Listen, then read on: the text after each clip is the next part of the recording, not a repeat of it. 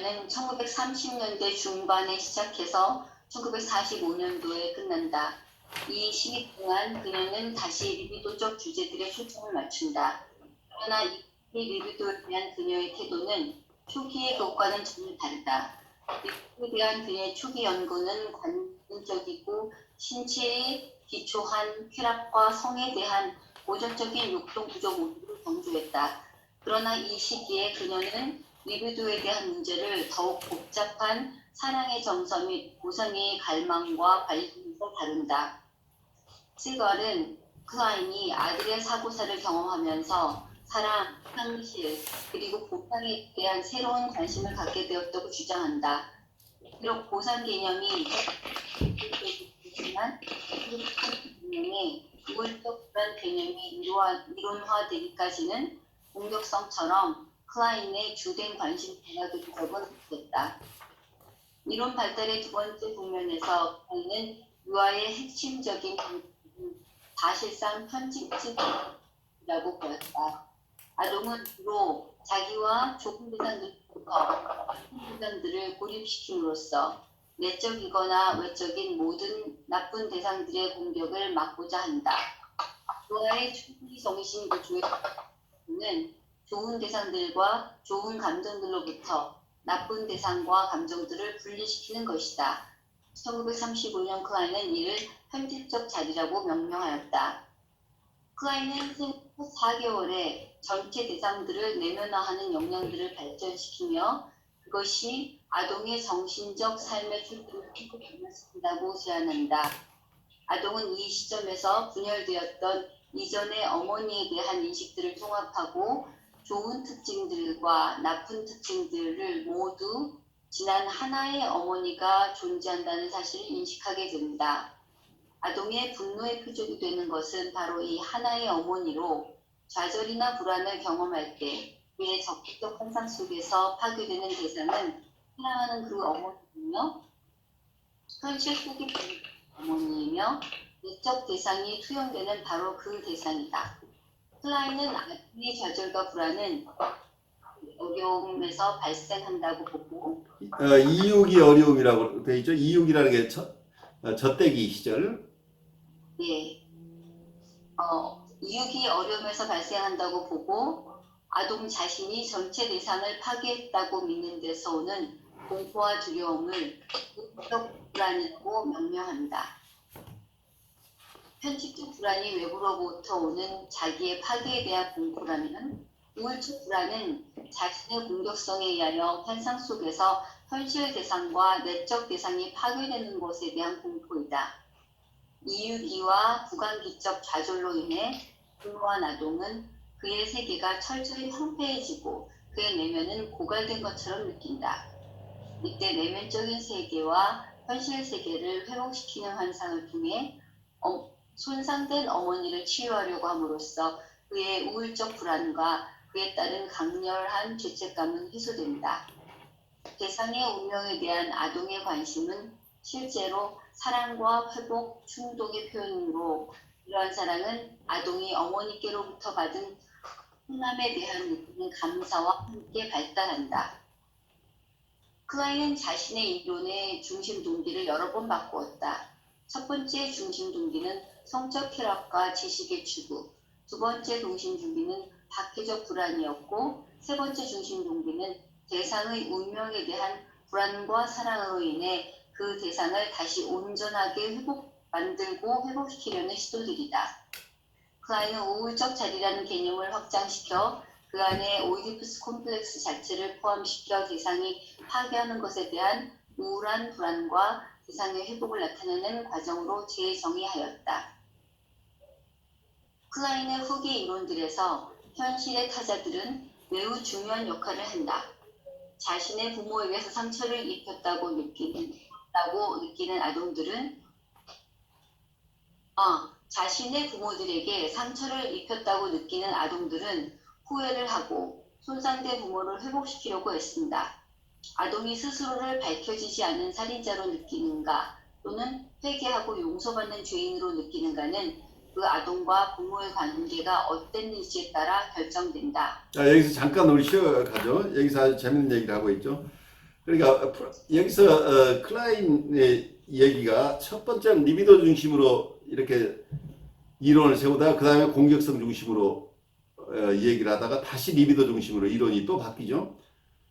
그래서 처음에는 편집적 자리 중심으로 어떤 어그레션 중심의 얘기들을 하다가 나중에 그러니까 처음에는 리비도 중심, 그 다음에 다시 공격성 중심, 그 다음에 다시 리비도 중심으로 돌아오면서 어쩌면 여기에서 우울적 자리에 대한 설명과 같이 가고 있죠. 우울적 자리라고 하는 게 아까 생후 4개월 되면서부터라고 표현한 부분이 편집적 자리로부터 우울적 자리로의 이동을 얘기하고 있는 거죠. 그래서 좋은 대상과 나쁜 대상이 하나로 합쳐지는 시기.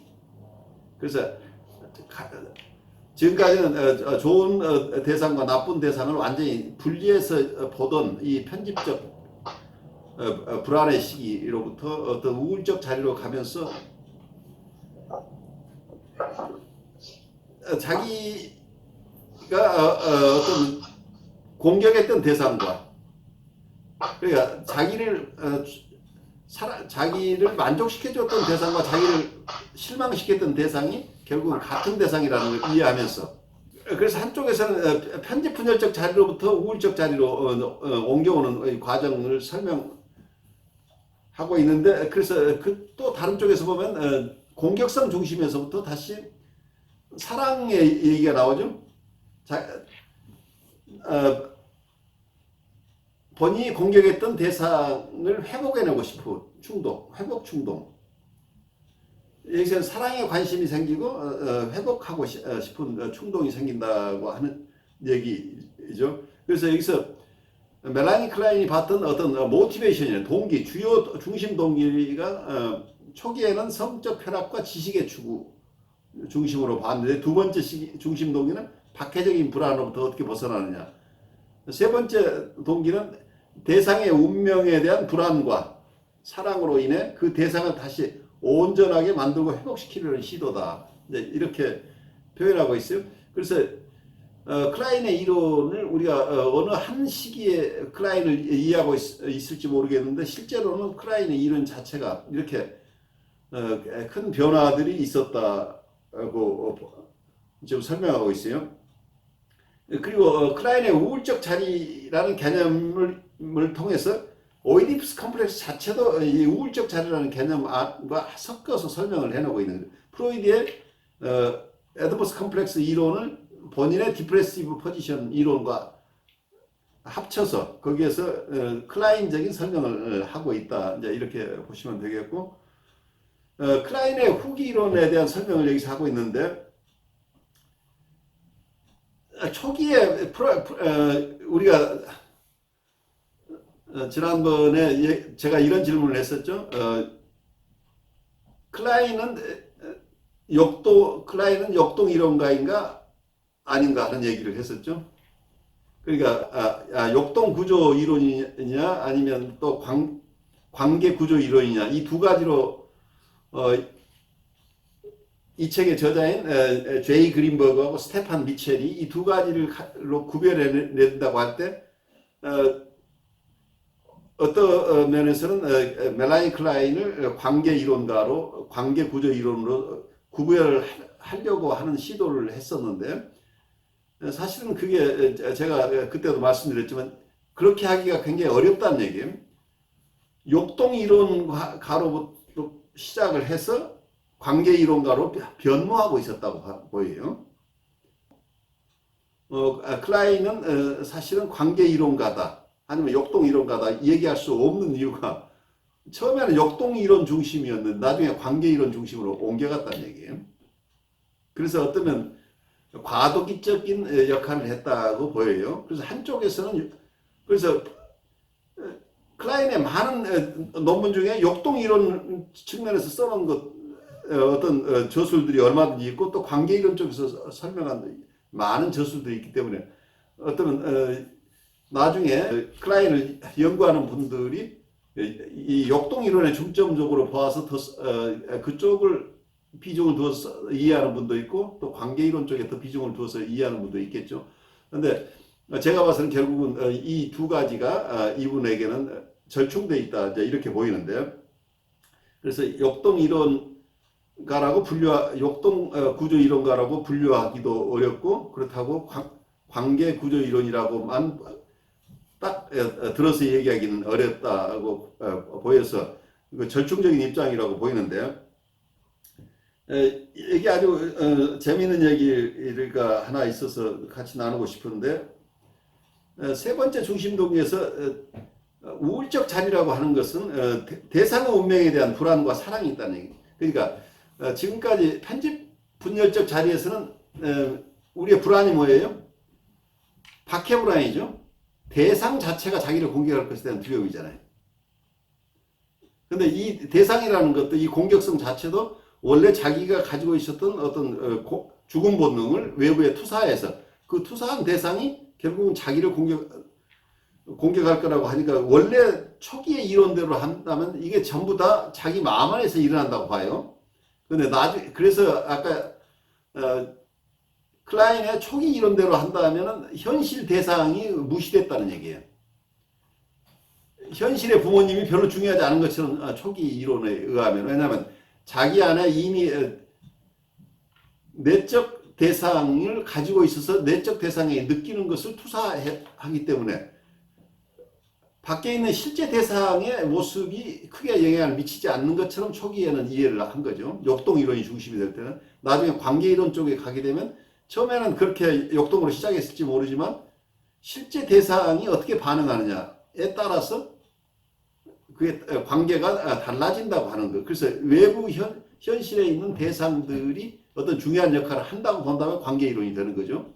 그래서 이 두 가지가 어떨 땐 역동 이론 얘기를 하고 있지만 또 어떨 때는 관계 이론을 더 중시하고 있는 입장인데, 우울적 자리에 있다고 하는 것은 그래요. 우리가 성숙한다는 것이 편집, 아까 박해불안이 있었던 편집 분열적 자리에 있어서는 외부 대상이 자기를 공격하는 것에 대한, 그래서 이때의 공격성은 다른 사람이 자기를 공격할 것에 대한 이 박해불안인데, 우울불안이라는 건 어떤 거예요? 자기가 사랑하는 대상을 공격할 것이라는 것에 대한 두려움이죠. 그게 자기의 공격성이 문제가 돼요. 자기가 자기를 파괴하거나 대상을 파괴할 것에 대한 두려움이에요. 그래, 공격성이 다르다는 얘기예요. 내적인 좋은 대상이 형성되는데 그 유일한 방법은 그렇게 박해적인 부모를 우리가 그분들을 교육시켜서 좋은 부모를 만들어내서 이 사람을 치료할 수는 없어요. 결국은 이 사람이 내면화해야 될 좋은 대상은 치료자라는 얘기예요. 그래서 인터널라이즈 할 수 있는 우리가 좋은 대상이 되어주는 길밖에 없는 거죠. 예, 맞아요. 제가 조금 어떤 임상적으로 이 클라인의 이론으로 그 환자를 보면 그렇게 많은 부정적인 부모상을 내면화해서 아주 부정적인 내적 대상을 갖고 있는데 치료자를 내면화하고 있다는 게 요즘 많이 느껴지고요. 이제야 자신의 내면을 조금씩 보여주고 있는 이런 거. 그래서 이분의 어떤 발달이 그래도 조금씩은 이어가나 보다 그러면서 조금 이렇게 희망을 지금 갖고 만나는 환자가 있는데 항상 이 클라인 이론을 열면 그분이 생각나요. 네.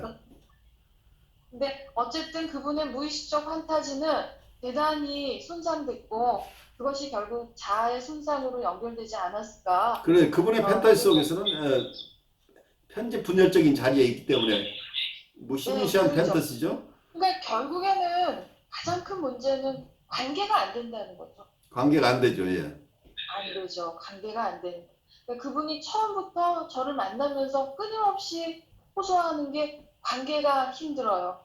사람들을 만나면 왜 이렇게 나는 말을 많이 할까요? 왜 이렇게 사람들의 말이 안 들릴까요? 그래서 무슨 말인가 처음엔 그랬는데 이분이 어떤 판타지 안에 있구나 이런 거를 제가 한 2년 지나서 조금 느꼈네요. 그래요. 그분의 판타지의 대상들은 계속 이 사람이 얘기하지 않으면 안 되는 대상들이었겠죠. 그러죠. 그런데 새로운 대상이 자기가 그렇게 부지런하게 애쓰지 않아도 모든 것을 수용해주는 대상을 만나서 이제 좀 편안해지면서 자기 얘기를 할 수 있게 되는 거죠. 엄청나게 의심을 하면서도 열심히 옵니다. 그래서 어떻게 내면화가 될지는 알 수 없지만 어쨌든 안정감을 갖게 하고 그 안에서 그런 문제를 다뤄갈 수 있다는 게 축복인 것 같아요. 그러면 환자들 입장에서는 말하자면은 그 판타지에 대한 욕구가 있다는 그런 생각도 해보거든요.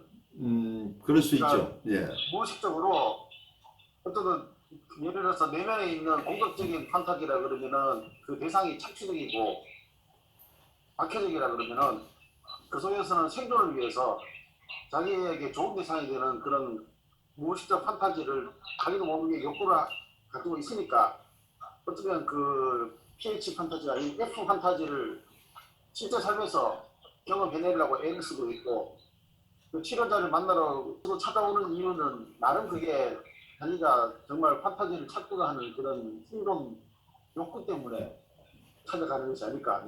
그렇죠. 그러니까 엄마 찾아 산말이라고 어떤 대상을 찾고 있는 거죠. 무의식 중에 자기를 참으로 수용해줄 좋은 대상을 찾고 있는 거죠. 그래서 아마 클라인의 글 속에 이런 게 나올 거예요. 편집 분열적 자리로부터 우울적 자리로 옮겨가기 위해서는 좋은 대상을 내면화하지 않고는 불가능하다는 얘기예요. 그래서 편집적인 자리에 있는 많은 사람들이 자기 내적 대상에 좋은 대상이 형성되기 이전에는 우울적 자리로 들어갈 능력이 없다는 거예요. 그래서 어떤 프리헤드폰 환자를 돌본 여러분들이 이 과정에서 중요한 역할을 해야 됩니다. 좋은 내적 대상이 되려면 이게 인내롭게 가지 않고는 불가능한 얘기죠. 왜냐하면 이 사람들은 나쁜 대상을 우리에게 먼저 투사하기 때문이에요. 그 공격성을 투사하니까 여기서 우리가 살아남기 어려워요. 근데 이 현실 대상이 그 공격성을 컨테인하면서 이 사람에게 필요한 대상이 돼준다고 한다면 점차적으로 내면화가 어떤 이 클라인의 이론이 한 여러 차례 바뀌는데 그 중에 나중에 성숙한 이론이 뭐냐면 내사와 투사가 계속 반복된다고 봐요. 오케이. 그러니까 처음에 어그레션을 자기가 투사를 했어요. 죽은 분도 투사를 했는데 상대방이 죽어버리면 그걸로 끝이에요. 그럼 정말 맞는 거죠. 자기를 보복해버리면. 그런데 그 공격성을 투사를 했지만 죽을 것 같은데도 나를 공격하지 않고 그대로 자기가 소화하면서 그대로 보복하지 않은 대상으로 남아있으면서 치료자 기능을 해준다고 한다면 다시 투사했다가 내사하는 대상은 자기가 생각했던 악독한 대상하고 조금 다른 대상이라는 거죠. 처음에는 그걸 실감을 못하지만 온전하게 그렇게 나쁜 대상은 아니다. 그런데 또 다시 공격성을 끊임없이 사람이 1년이고 2년이고 투사를 하는데 그때 보복하지 않고 견뎌내는 치료자가 있게 되면 반복적으로 내사된 내적 대상이 질이 좋은 내적 대상이 된다는 얘기예요. 그러면 이 좋은 내적 대상을 가지고 있으면 자기의 자신이 생겨서 이 편집 분열적 자리로부터 우울적 자리로 나아갈 수 있고 대상을 내가 공격했던 우리 선생님이 괜찮은 거야? 라는 염려가 생겨나게 된다는 얘기예요. 근데 이게 이론적으로 문자적으로 언어적으로 읽으니까 그렇죠. 실제 임상 속에서 투사 받아보세요. 나쁜 대상 대보세요. 진짜 죽을 맛이에요. 환자 입장에서는 그 공격적 판타지라는 게 그냥 말 그대로 그냥 환상이 아니라 실제라고 생각하는 그게 현실이에요. 그렇죠. 이 세계에선 진짜죠. 그렇게 막 공격을 하는데 치료자가 그걸 수용해내면은 자기의 그 판타지가 제 생각에서 서서히 이게 망상이구나 하고 깨달을 것 같아요. 근데 시간이 굉장히 오래 걸려요. 그런데 어마어마한 시간이 걸리죠. 망상이라고 깨닫기 전에는 그 공격적 판타지가 이제 바뀌지 않는다라는 생각이 들어요. 그렇죠. 그러니까 계속 깨달으면 실제 일에 다른 현상이 일어났을 때는 그 다른 현상이 일어난 것을 수용하는 것이 아니라 다시금 실제를 확인하려고 애를 쓰니까 결국은 오랫동안 자기 안에 있는 실제 실제인 공격적 판타지를 계속 끄집어낸다는 그래서 그래서 어떤 분은 몇 개월로 좀 이 과정을 가는 분도 있지만 어떤 분은 몇 년씩을 가도 끊임없이 반복하고 있는 분들이 얼마나 있죠. 끊임없이 반복하죠.